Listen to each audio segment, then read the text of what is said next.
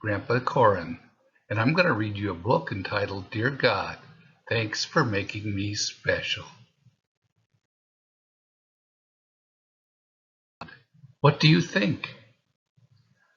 God takes one good look at you and remembers the day He made your fingers and toes, chose your height and your hair color, and put in your own little personality and smiled at you. He had created you. If you had put that much thought and love into something you had made, wouldn't you think it was extra special? Huh, that's how God feels about you. Extra special. Dear God, you should have asked me if I wanted freckles. Freckles or long eyelashes or dimpled cheeks, curly hair. These are the things that set you apart, that makes you like no one else in the whole wide world. Even if you could trade them into something in on something else, maybe a different color or shape, you wouldn't look like yourself anymore. And being yourself is the greatest way to say, thanks God for making me. Dear God, thanks for making me special.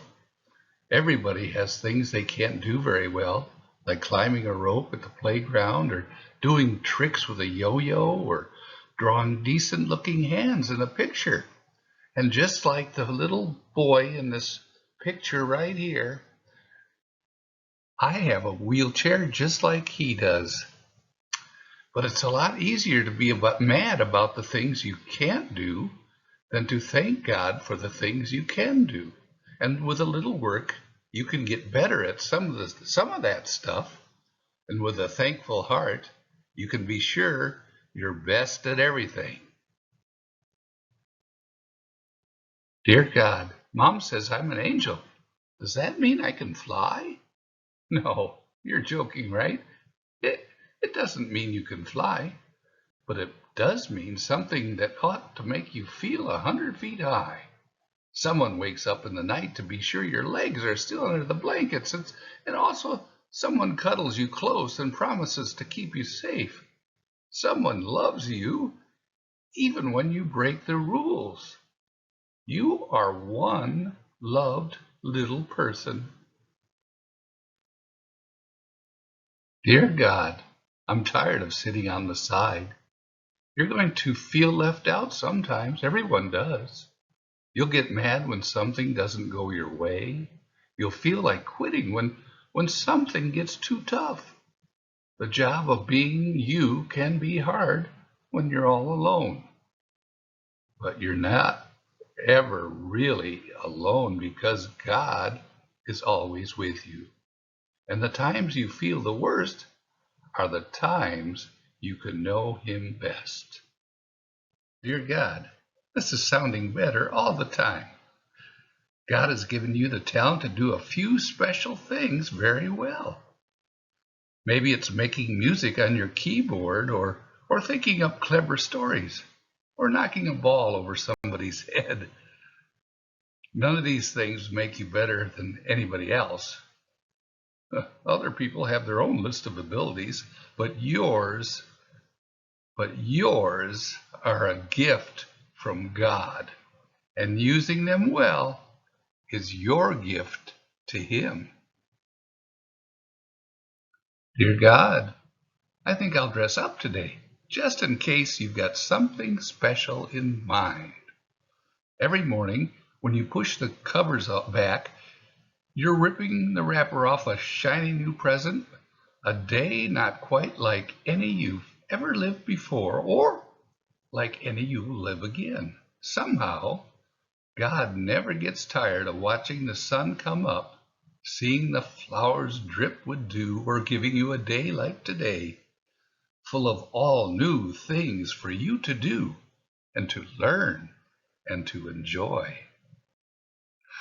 Addie, do you remember me telling you about how someone wakes you up in the night to be sure your legs are still under the blankets?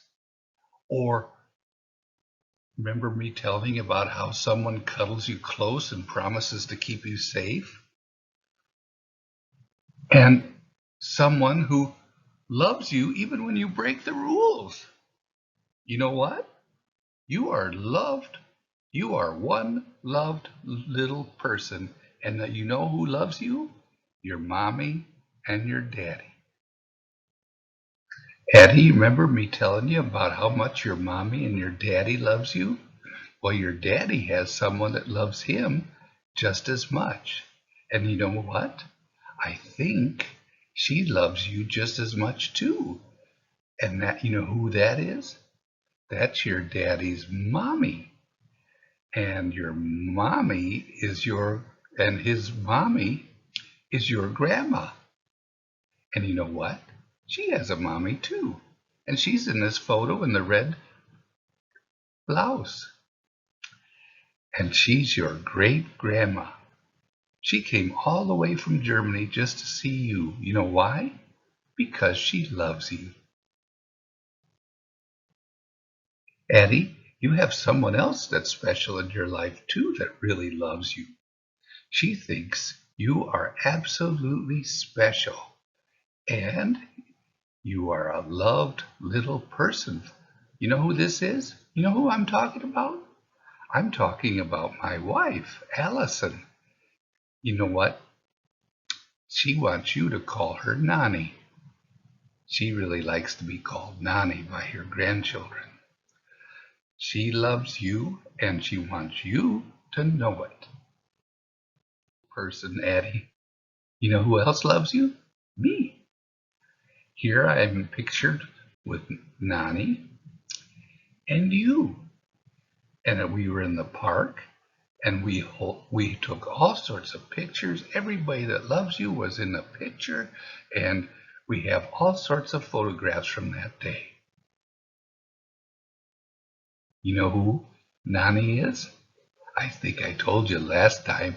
She's my wife, and we got married in 2008, and we love each other very much.